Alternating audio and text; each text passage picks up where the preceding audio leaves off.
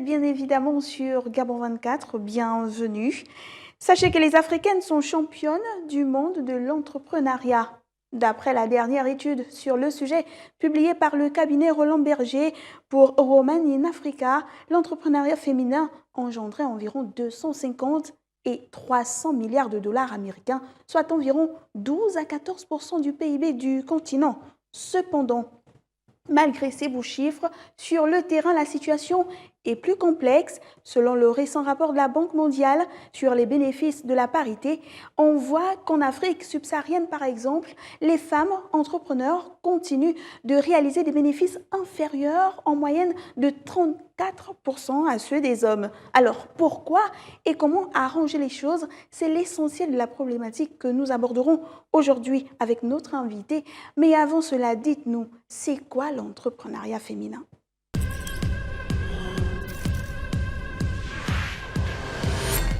Entrepreneuriat vient de entreprendre. Entreprendre, c'est-à-dire peu importe ce que dans le domaine dans lequel tu entreprends. Entreprendre, c'est déjà avoir une idée, déjà avoir, comment dirais-je, un projet, et puis avoir le désir de voir ce projet évoluer, de voir ce projet être mis en place et puis le faire évoluer par la suite. L'entrepreneuriat, c'est de l'auto-emploi, dans le sens de réunir les ressources, donc les techniques et les techniciens qui doivent accompagner l'exploitation de cette idée. Je vous répondrai que l'entrepreneuriat, c'est l'initiative privée, c'est une volonté personnelle de mettre en pratique un projet. C'est ça l'entrepreneuriat. Ben, moi, je sais pas. On a d'abord le mot qui dit entreprendre, c'est, je sais pas moi, comment je peux vous appeler ça. C'est l'entrepreneuriat, c'est entreprendre des activités, je sais pas moi. L'entrepreneuriat, c'est une activité commerciale exercée dans un domaine ou dans un autre. Par exemple, le BTP, l'automobile, l'architecture. Et il faut pouvoir être régi par les règles et puis exercer. Différentes définitions, mais que nous disent les livres? Allons-y découvrir, c'est le mot qui fait l'écho.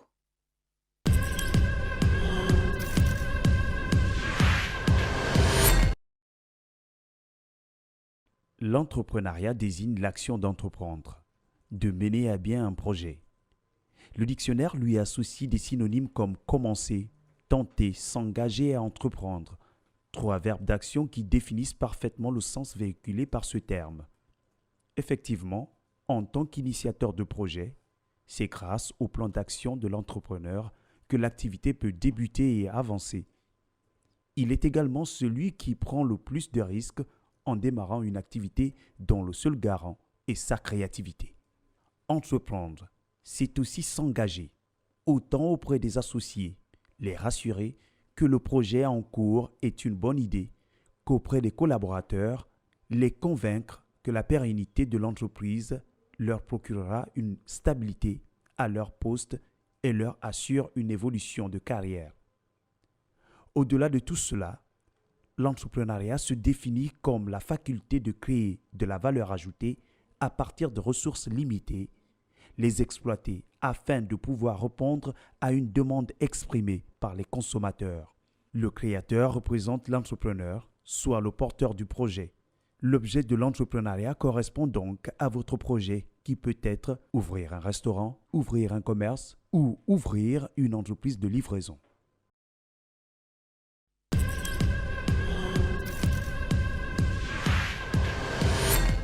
Alors, pour parler de l'entrepreneuriat féminin en Afrique, nous recevons aujourd'hui Ibrahima Théo Lam. Il est écrivain et entrepreneur. Il est à Paris en ce moment. Ibrahima, vous nous recevez? Oui, je vous reçois, Modeste. Bonjour et merci de m'avoir invité. Merci à vous d'avoir répondu à présent à l'appel de Gabon 24. Alors dites-nous, d'après le cabinet Roland Berger pour Women in Africa, 24% des femmes africaines en âge de travailler sont des entrepreneurs, soit le taux le plus élevé au monde. Comment, à votre avis, parvient-on à ces chiffres? Personnellement, je ne connais pas le cabinet Roland. Par ailleurs, je ne suis pas doués en matière d'analyse des statistiques qui sont produites par des personnes extérieures du continent. Cependant, ce qui est vrai dans ce positionnement, les femmes entreprennent très facilement, les femmes sont dans l'entrepreneuriat et les femmes exercent des métiers qui font qu'elles utilisent les capacités entrepreneuriales tous les jours. Donc, si j'en tire une conclusion simpliste, on peut admettre que les femmes sont dans l'entrepreneuriat en Afrique. Mais qu'est-ce qui les amène à entreprendre? L'Afrique et l'Amérique du Sud, on le sait, sont les deux régions au monde où l'entrepreneuriat des femmes est le plus répandu. Pour beaucoup, la précarité de certaines favorise leur promptitude à entreprendre. La chose peut-elle se justifier ainsi? Est-ce que les femmes dans ces régions-là n'ont pas plutôt plus d'aptitude que d'autres justement à se donner dans l'entrepreneuriat? D'une part, vous avez raison, la précarité pousse l'individu à chercher des solutions adaptées à ses exigences et à ses besoins constants. Donc la précarité est un élément déterminant à la capacité de résilience dont fait preuve nos femmes au niveau du continent. Mais par ailleurs, il faut souligner aussi que la femme porte sur ses épaules la solution à apporter au niveau de la cellule familiale, la solution à apporter au niveau de nos économies de manière générale. Donc, nous avons bâti un système africain avec une femme, avec une culture, avec une orientation, avec une façon de faire où la femme prend les devants de toutes nos vies. Donc, se basant sur ces éléments très précis, la femme se dit, c'est à moi de trouver des solutions face à tous les problèmes. C'est vrai que dans l'analyse des données qui sont à nos dispositions, on ne les voit pas ainsi, on sous-estime ce que les femmes produisent, on sous-estime leurs méthodes, on sous-estime leurs priorités et leurs engagements, mais si on analyse de façon très pragmatique et de façon à développer une approche de proximité, on se rend compte que les femmes sont partout. Alors, si les femmes sont réellement prédisposées à entreprendre, on parle également de formation. Peut-on réellement entreprendre sans une véritable formation? C'est là où je ne serai jamais d'accord avec beaucoup d'analystes qui estiment qu'une femme doit être formée pour entreprendre. Ce qui est important par rapport à votre question, on a fait comprendre aux femmes qui sont dans les économies africaines, il faut une formation occidentale pour arriver à un certain niveau. Maintenant, si vous prenez les femmes les plus influentes d'Afrique et qui ne sont pas connues du grand public, ce sont des femmes, certes, qui n'ont pas été à l'école, mais qui ont développé de l'auto-formation sur le terrain et qui ont eu des capacités très réelles en matière de développement de business. Prenez les femmes qui sont dans l'agriculture. Elles arrivent à exploiter de très bons produits avec une qualité meilleure, avec un rendement abouti. Prenez les femmes qui sont dans l'élevage. Avec une chèvre, elle réussit à développer un bétail assez développé avec des têtes qui augmentent de jour en jour. Prenez les femmes qui sont dans d'autres secteurs d'activité tels que l'artisanat. On peut en citer plusieurs exemples et ces femmes se sont autodéterminées à comprendre les besoins de l'environnement et ont orienté leurs modèles entrepreneuriaux sur des schémas de proximité et ça marche très bien. Maintenant, je veux bien qu'on parle de formation, mais pas à l'occidental peut-être. Je veux bien qu'on parle de formation, mais pas des formations qui nous viennent de l'extérieur. Parce que Quel type nous, de formation alors? De quel type de formation doit-on parler aujourd'hui s'il faut mettre de côté la formation occidentale? alors, on ne mettra pas de côté la formation occidentale. Peut-être elle est importante pour une catégorie de femmes. Mais les femmes avec qui je travaille, moi personnellement, ont besoin d'autres initiatives beaucoup plus proches d'elles. Exemple, une femme qui a réussi à développer une culture sur le plan de l'agriculture. Elle a déjà développé cette approche de façon intuitive. Nous, si on a besoin que cette compétence soit valorisée, on pourrait, en tant qu'intellectuel, soi-disant, développer cette approche sur papier et regarder comment on peut l'implémenter au niveau d'autres zones pour que ces compétences soit expérimentée, soit mise en place dans d'autres créneaux ou bien dans le même créneau avec d'autres populations. Et cela va nous permettre de former les femmes sur des acquis qui sont réels au niveau de la communauté. Maintenant, expliquer aux femmes comment on fait un business plan, expliquer aux femmes comment on exploite la terre avec des instruments théoriques, pour moi, ça ne sert absolument à rien. Aujourd'hui, ce dont les femmes ont besoin en termes de formation, c'est sur le terrain. Il faut donc réadapter la formation des femmes. Mais Théo, dites-nous de façon générale, quels sont les obstacles de l'entrepreneuriat féminin en Afrique? Il y en a plusieurs. Certains peuvent parler de l'accès au financement, l'accès à la terre, la non-valorisation des femmes. Mais moi, ce qui est important, c'est 3 points. Le premier point, nous ne prenons pas le temps d'étudier les vrais problèmes des femmes.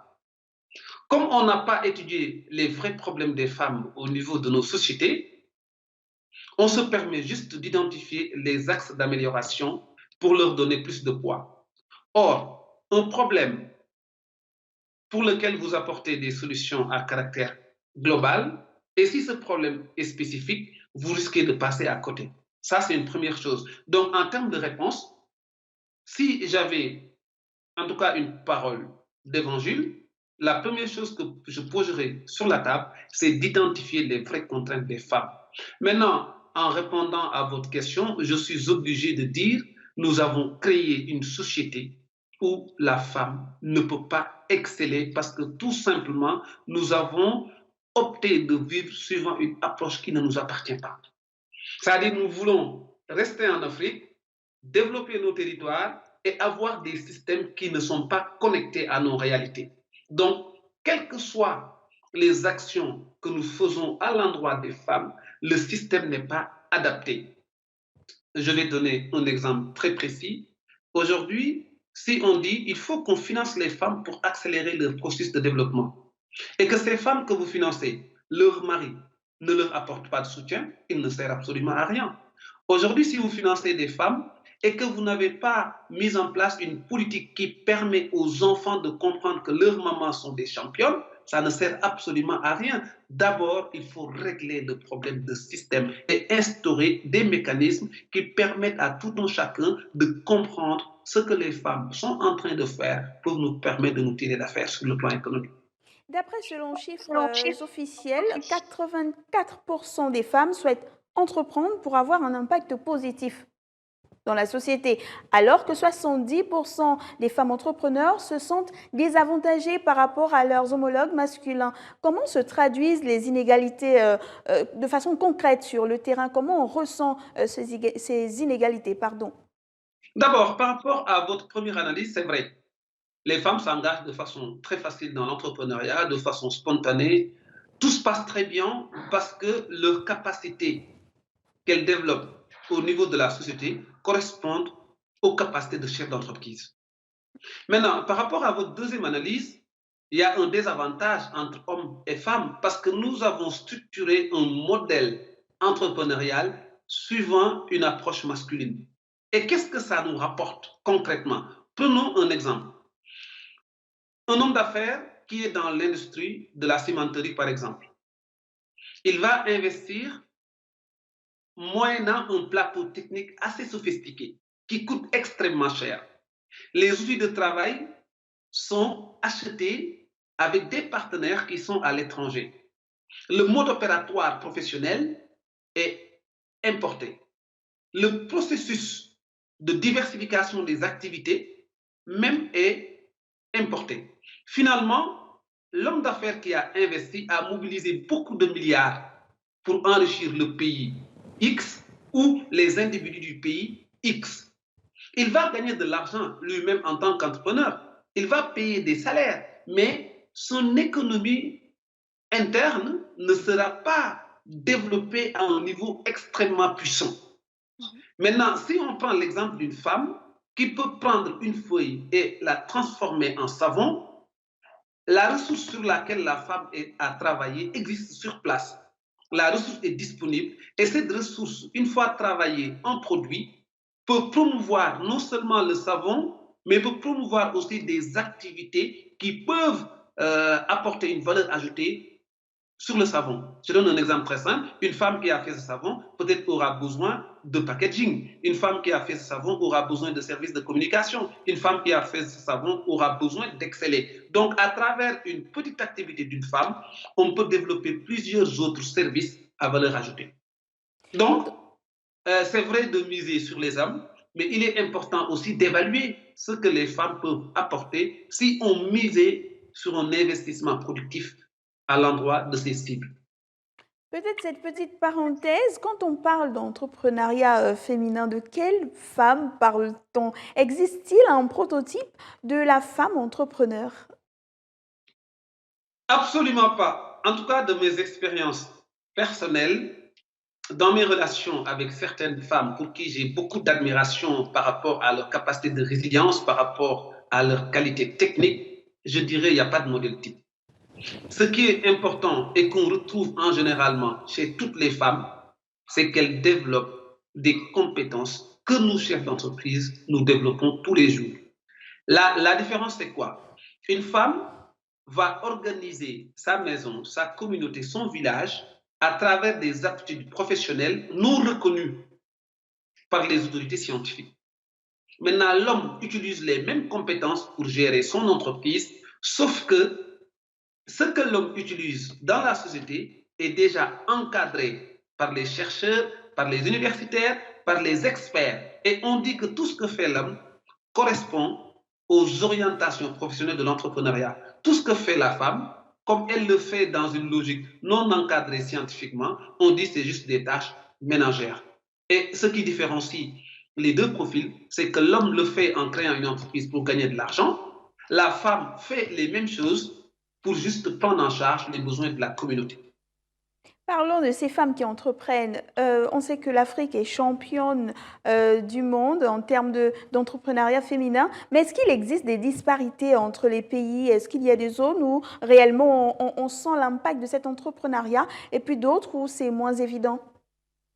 Selon mes recherches que j'ai effectuées sur ce sujet, ce n'est pas le profil des femmes, c'est plutôt l'environnement sur lequel évoluent ces femmes.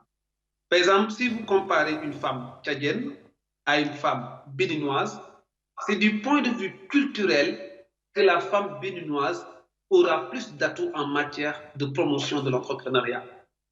Donc, il y a des facteurs qui sont ancrés au niveau de certains pays qui font que la femme ne décolle pas. Mais de façon générale, les femmes ont des attributs qui sont similaires. Si vous prenez un pays tel que le Gabon, le fait que vous avez mis en place un protocole où la formation est acquise, ensuite il y a un travail qu'on peut trouver très facilement, donc cela ne pousse pas les femmes à penser à l'entrepreneuriat au premier coup. Donc l'entrepreneuriat est fait suivant d'autres critères.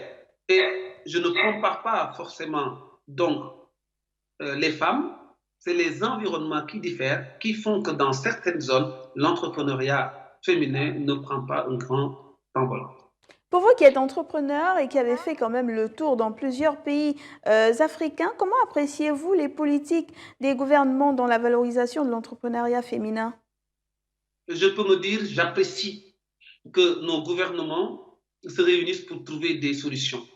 Ça, c'est une volonté qui est affichée.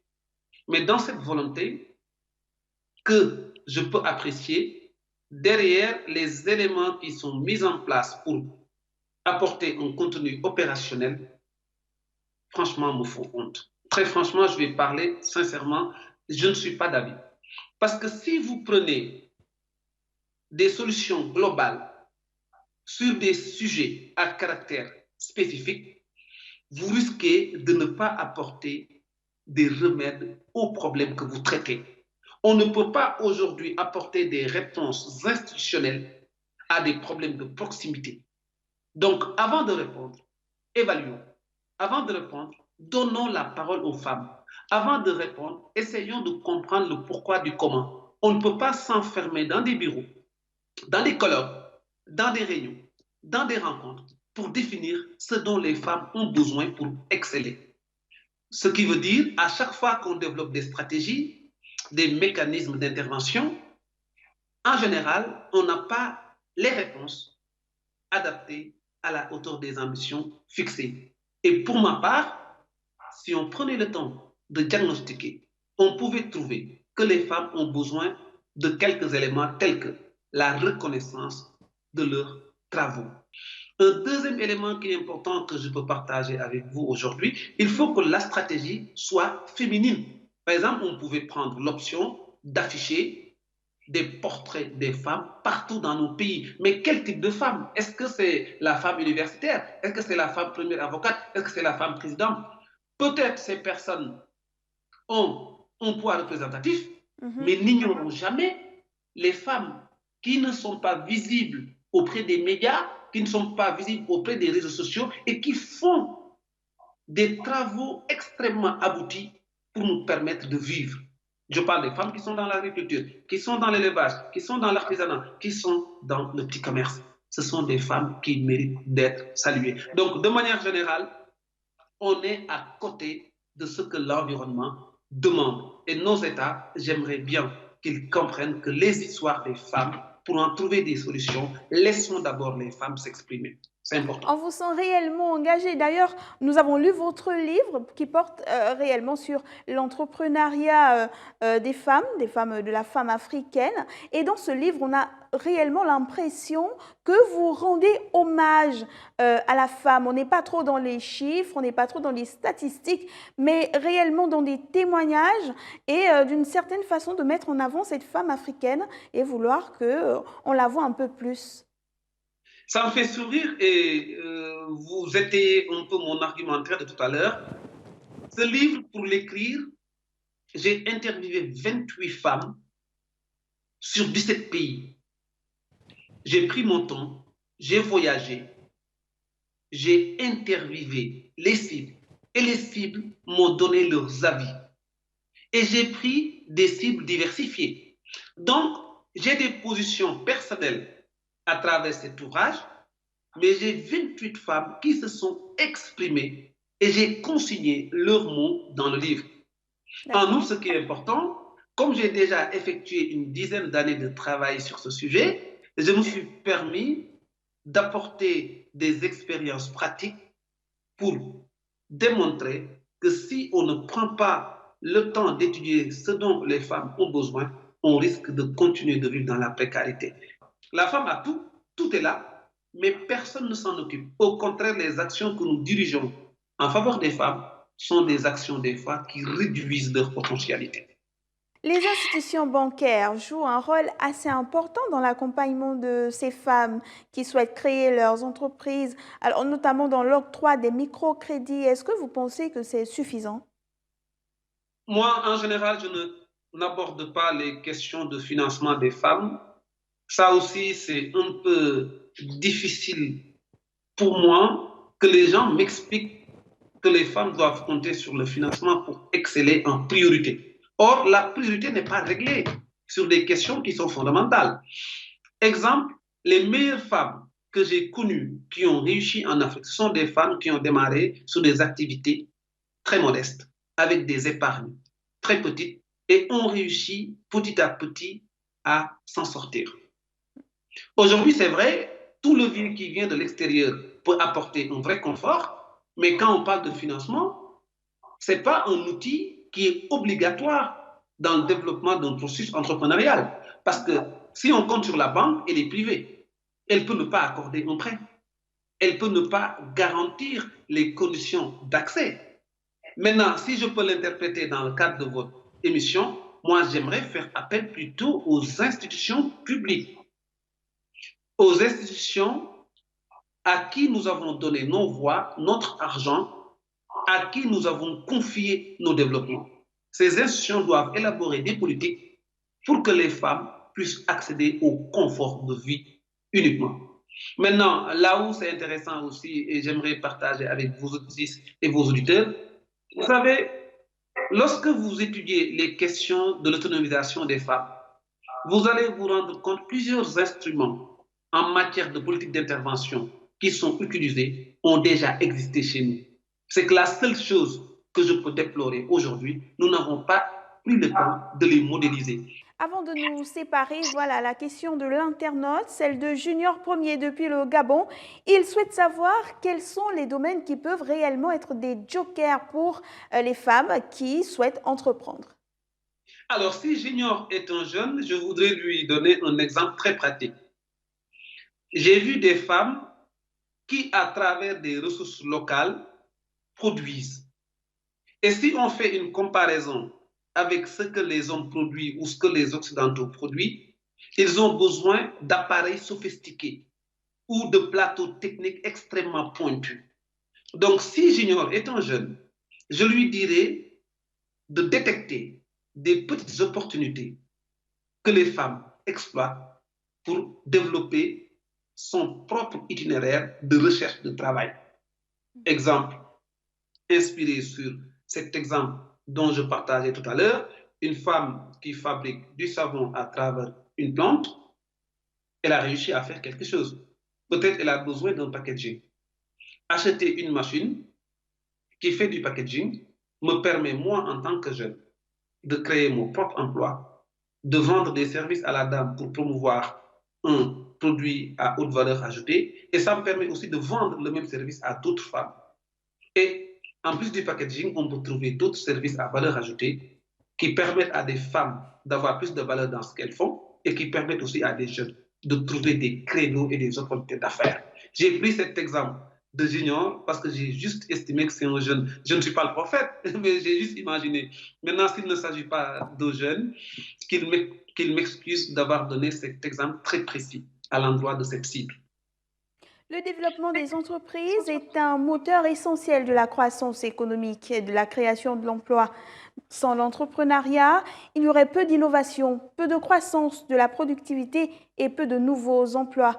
Les dirigeants et de nombreuses autres parties prenantes en Afrique reconnaissent de plus en plus que les femmes entrepreneurs sont déjà un levier de croissance. Mais quel pourrait l'être davantage? Pour combler les écarts entre les sexes, il faut identifier et mettre en œuvre des programmes et des politiques qui ciblent les contraintes spécifiques auxquelles les entrepreneurs sont confrontés. Merci Ibrahima Théolam. Vous avez répondu à nos questions depuis Paris, c'est en France. Vous êtes entrepreneur et écrivain. Écho de l'écho, c'est tout pour aujourd'hui. Restez sur Gabon 24 et surtout n'oubliez pas que le temps de la réflexion est une économie de temps. Au revoir.